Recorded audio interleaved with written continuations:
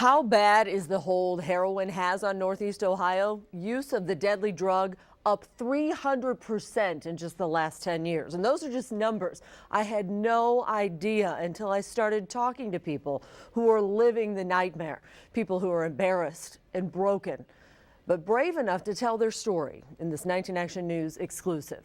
Handsome, smart, fun, a role model, good student in school, a great athlete. David McKenzie was, in fact, the standout quarterback for the Garfield Heights Bulldogs.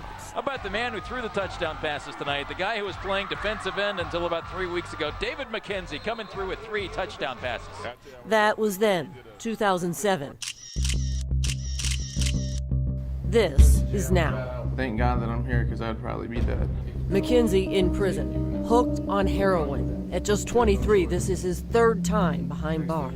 It's the epitome of evil. It's the demon. It takes control of your body, your soul, your mind. He started his downward spiral by snorting prescription painkillers. Vicodin went to Percocets, Percocets went to Oxycontins, and then Oxycontins went to heroin. It's definitely cheaper. It's way cheaper. But his body paid a high price, crippled in pain. You will throw up.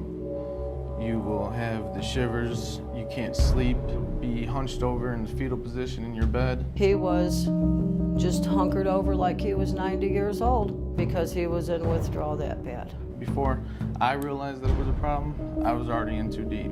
And it just grabbed a hold of me, and I would spend $100 a day. Easy. I started thinking like a criminal. Out of his mind. Put my mom through pain, torture, complete misery, stealing, lying, manipulating. The problem is far-reaching and woven into the fabric of communities you may never expect. He's had 17 friends that he grew up with from the Garfield Heights area that are deceased. I went to a lot of people's funerals. I have tattoos on my arms of people that's died and close friends.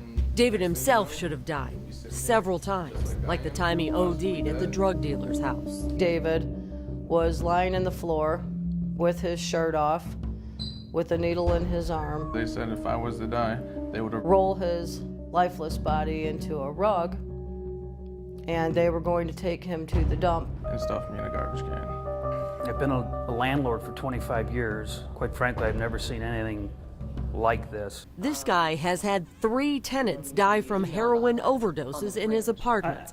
3. It's a serious problem, and it's killing real people. Police estimated one body had been lying there for a month and a half. When we had found him, I thought to myself, if he could see himself laying there in the condition that he's laying there in, he may not have gone down that path. Exactly what McKenzie told his mom in a letter from prison. Never in a million years would I have thought I would be in a place like this when I was in high school. I had to do what I had to do to step up as a senior and to lead the team to victory.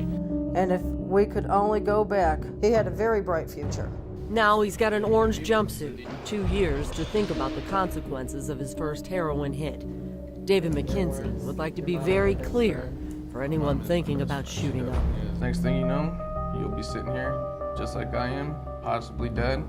There's only a couple options that you could get with heroin: death or jail.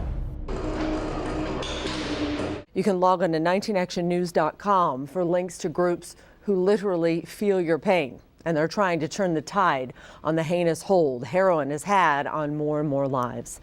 From the Newsplex, I'm Dawn Kendrick, 19 Action News.